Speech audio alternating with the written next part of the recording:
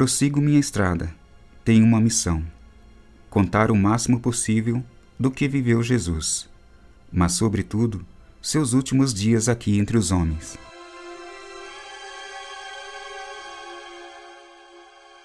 Pilatos mandou então flagelar Jesus.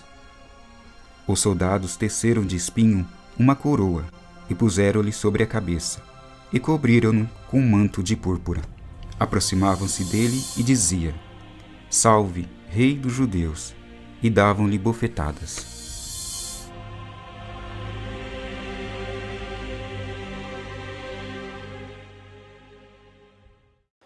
Abbiamo una scena molto bella.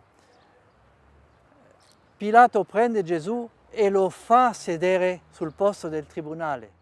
É uma cena muito bela. Pilatos prende Jesus e o faz sentar-se no tribunal. Normalmente, Pilatos é que deveria sentar-se no tribunal. Ao contrário, ele faz Jesus sentar-se em um lugar chamado litróstoto. Litróstoto é um adjetivo que significa pavimento, com pedras.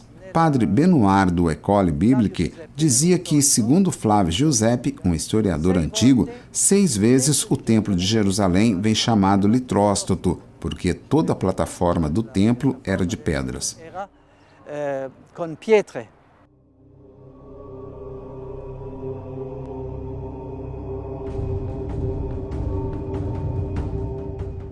Gesù viene giudicato, ma Gesù giudica il Tempio. Distruggete questo Tempio.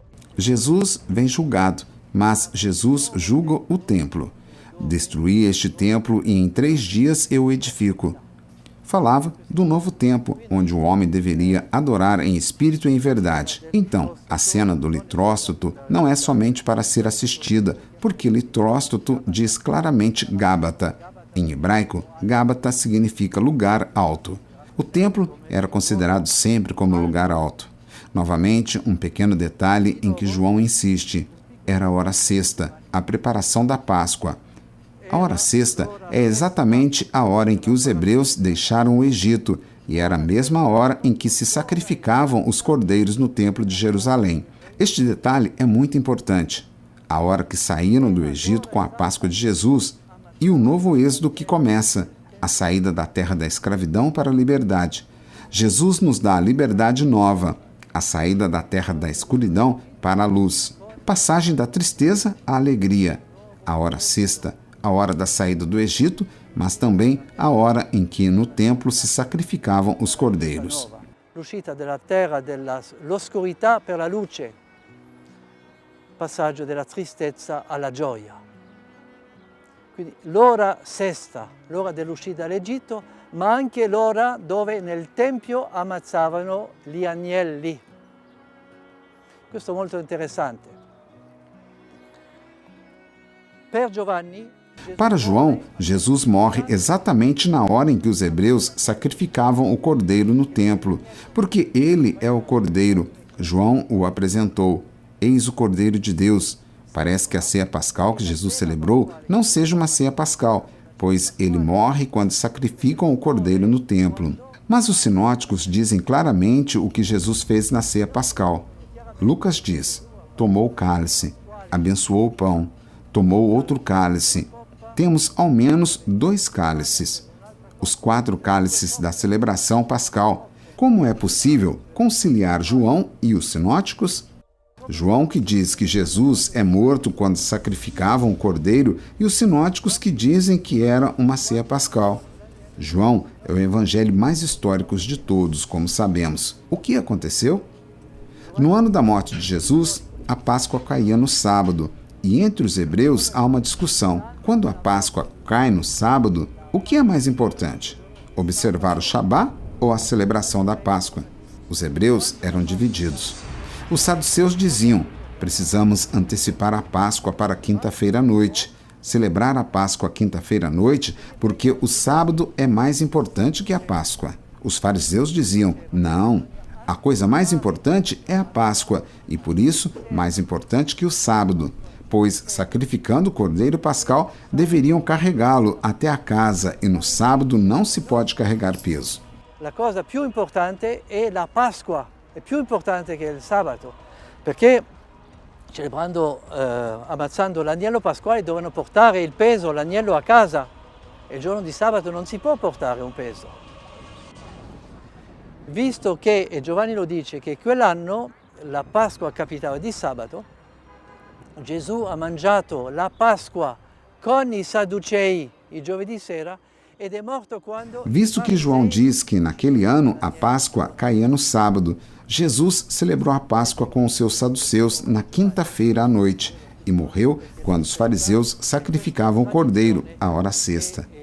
Veja novamente que o Evangelho de João é o mais histórico, porque respeita esta tradição notável. Prenderam Jesus, e ele, portando a cruz, se colocou a caminho do lugar do crânio, em hebraico Gólgota, onde o crucificaram, e com ele, um à direita, outro à esquerda, e Jesus no meio. Pilato compose l'iscrizione e la fece porre sulla croce Gesù di Nazareth, o Gesù Nazareno, re dei Giudei. Pilatos compôs a inscrição que foi colocada sobre a cruz: Jesus de Nazaré ou Jesus Nazareno, rei dos judeus. Muitos leram aquela inscrição, pois estava escrito em hebraico, latim e grego. Os chefes de sacerdotes disseram: não escreva rei dos judeus, mas esse disse: eu sou o rei dos judeus. Pilatos respondeu: o que escrevi, escrevi. De novo, um pequeno detalhe que é muito interessante. Crucificaram Jesus com dois outros, um à direita, outro à esquerda, e Jesus no meio. Por que repetir duas vezes? Se um estava à direita e outro à esquerda, era claro que Jesus estava no meio. João quer apresentar a cruz de Jesus como a árvore da vida que estava no meio do jardim.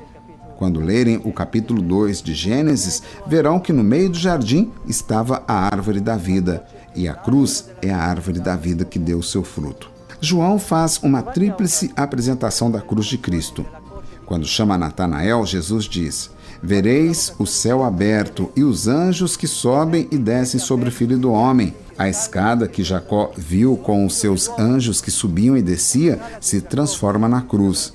Em outras palavras, se quiserem ter revelações profundas, visões místicas, devem passar através da cruz, que é a escada de Jacó. Aceitando a cruz, podeis ver o que acontece no céu. Sem a cruz, não há mística. Primeira apresentação: a cruz e a escada de Jacó. Segunda definição da cruz, apresentada no capítulo 3, como Moisés ergueu a serpente, assim Jesus deve ser exaltado. Os hebreus no deserto se queixavam: por que todo dia o mesmo maná? Então Deus permitiu que as serpentes picassem os hebreus. Todos choram e vão até Moisés, e Deus disse: ergue uma serpente sobre uma vara, e quem olhar para esta serpente será curado. Como Moisés ergueu a serpente, Jesus deve ser exaltado. É ele a serpente que cura aqueles que o olham com fé.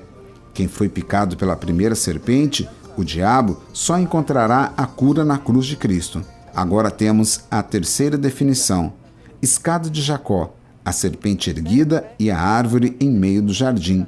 Temos uma teologia muito rica. A teologia sempre como releitura do Antigo Testamento, porque o Antigo Testamento prepara já essa grande revelação e nos faz ver o significado profundo da morte de Cristo à luz da Escritura.